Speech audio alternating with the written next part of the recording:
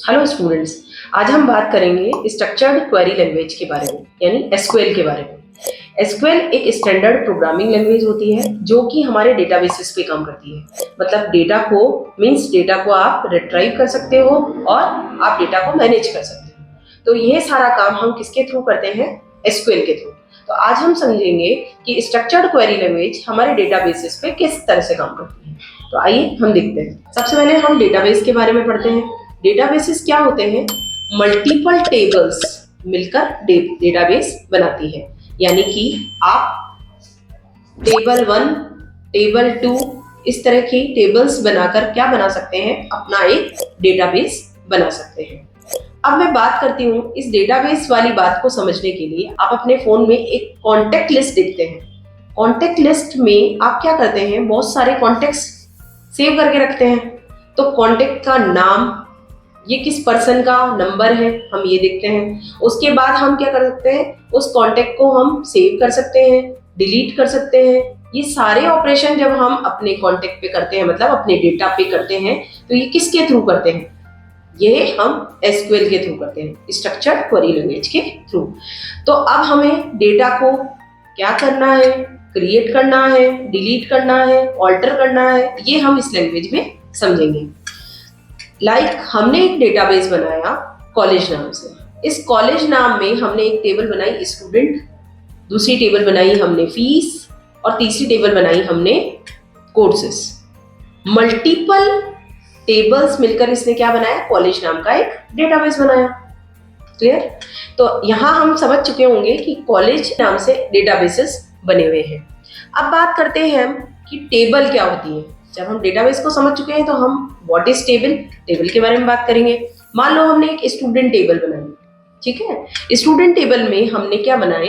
Roll number बनाए, name बनाया, class बनाई, डीओबी बनाई, जेंडर और सिटी और उनके मार्क्स बनाए। अब रोल नंबर में आप रोल नंबर लिखेंगे, नेम के आगे आप नेम लिखेंगे। तो फर्स्ट जहां पर आप रोल नंबर लिख रहे हैं वो कॉलम 1 है, सेकेंड नेम जहां लिख रहे हैं वो कॉलम 2 है, और थर्ड जहां पर आप उनकी क्लास लिख रहे हैं वो कॉलम 3 है। ये कॉलम डेटाबेस की लैंग्वेज में एट्रीब्यूट भी कहलाते हैं। क्लियर?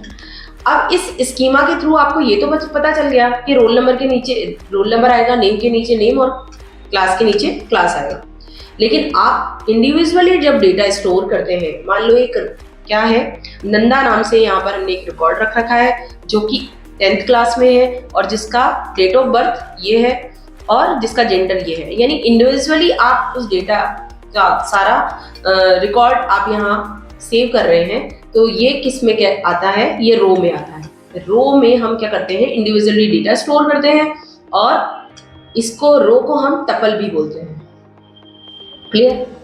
अब बात करते हैं हम आगे कि जो ये एसक्यूएल है वो किन किन लैंग्वेजेस से मिलकर बनी होती है। तो सबसे पहले जो बनी हुई होती है, ये 4 तरह की लैंग्वेजेस को सपोर्ट करती है। पहली होती है डीडीएल, दूसरी होती है डीएमएल, तीसरी होती है डीसीएल और चौथी होती है टीसीएल। डीडीएल आपके टेबल पर काम करती है, यानी आपको टेबल को जब क्रिएट करना होता है, ऑल्टर करना होता है या ड्रॉप करना होता है, या फिर आपको उसको डिलीट करना होता है। तो डिलीट के लिए एक कमांड होती है यहाँ पे, ट्रंकेट। आप उसे ट्रंकेट कर सकते हैं। अब बात करते हैं हम डीडीएल की। तो ये टेबल्स पे कैसे काम करती है ये हम सीखेंगे। यानी आपको ये पता चल गया यहाँ तक कि डेटाबेस जो है वो मल्टीपल टेबल से मिलकर बना होता है और एक टेबल जो है वो रो और कॉलम से मिलकर बनी होती है। तो the combination of row and columns are called tables.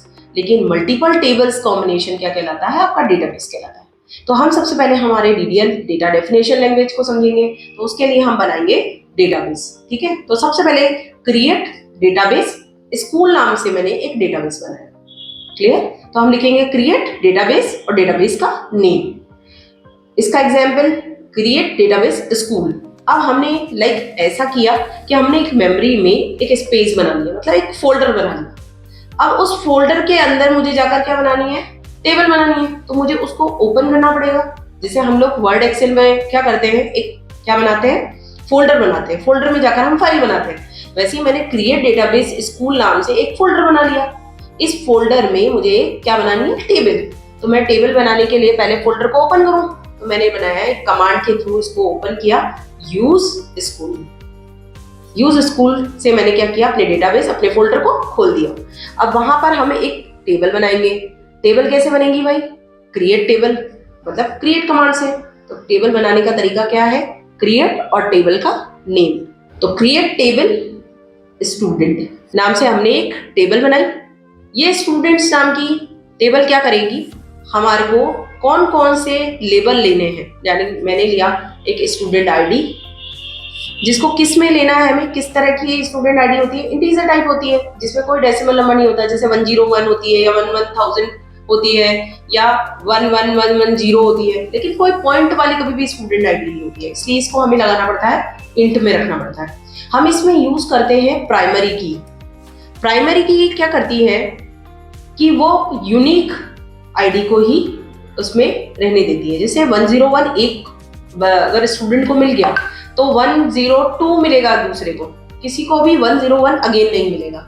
इससे हमें ये पता चलेगा कि 101 वाला स्टूडेंट जो है वो राम है और 102 वाला स्टूडेंट हमारा श्याम है। तो इसको हमने प्राइमरी की। तो सेकंड थिंग हम करते हैं, उसका फर्स्ट नेम क्या है स्टूडेंट का, तो हमने एक डेटा टाइप लिया वेरकेयर। वेरकेयर क्या करता है, स्पेस के साथ आपके कैरेक्टर को स्टोर कर देता है। तो मैंने उसका साइज ले लिया वेरकेयर 50। लास्ट नेम क्या है उस स्टूडेंट का, तो लास्ट नेम मैंने एक फील्ड बना ली, उसको भी मैंने वेरकेयर रखा। क्यों, क्योंकि मुझे ये हो सकता है कि किसी का नाम राम सिंह चौहान है, तो सिंह और चौहान के बीच में भी स्पेस होता है, तो मेरा वेरकेयर क्या करेगा, उस सिंह और चौहान को भी उठा लेगा। तो फर्स्ट नेम और लास्ट नेम के बाद हम लोग उसका रख सकते हैं जेंडर। उसका जेंडर या तो मेल होगा या फीमेल होगा, तो हम इसके लिए डेटा टाइप लेते हैं, वो इनम लेते हैं। इनम में हम जाकर इसमें कर्ली ब्रेसेस और इसमें मेल और फीमेल, इस तरह से हम क्या ले सकते हैं, उसका जेंडर डिनोट कर सकते हैं। या फिर नॉट नल का मतलब होता है कि ये नल नहीं होना चाहिए, यानी ये इंफॉर्मेशन हमें चाहिए। आप चाहे तो फर्स्ट नेम और लास्ट नेम के बीच में भी के आगे भी नॉट नल लगा सकते हैं, जिससे वो आपका डेटा कभी भी खाली नहीं आएगा। देन हम उसका कॉन्टेक्ट नंबर रख सकते हैं, उसका ईमेल एड्रेस रख सकते हैं। इन दोनों के लिए भी हमें क्या लेना पड़ेगा, वेर के डेटा टाइप लेना पड़ेगा, ताकि वो हमारे डेटा को स्टोर कर सके। अब वेरकेयर लेने से आप ईमेल एड्रेस में @ लगा सकते हैं, आप कॉमा लगा सकते हैं, डॉट लगा सकते हैं। तो वेरकेयर हमें क्या करता है, ये सारी फैसिलिटी देता है। और कॉन्टेक्ट नंबर में हम क्या कर सकते हैं, किसी का आगे 91 लगा सकते हैं, किसी आगे प्लस लगा सकते हैं। तो ये वेरकेयर आपको ये सारी फैसिलिटी देता है कि आप सब तरह से डेटा को स्टोर कर सकते हैं। अब आप अपने ब्रेसेस को बंद करेंगे और सेमीकोलन से आपकी स्टेटमेंट को खत्म करेंगे। तो इस तरह से आपने क्या किया, एक स्कूल नाम के डेटाबेस में एक स्टूडेंट नाम की टेबल बनाई, जिसमें आपने ये लेबल लिए। तो आपको समझ में आ गया होगा कि हम किस तरह से टेबल को क्रिएट कर सकते हैं।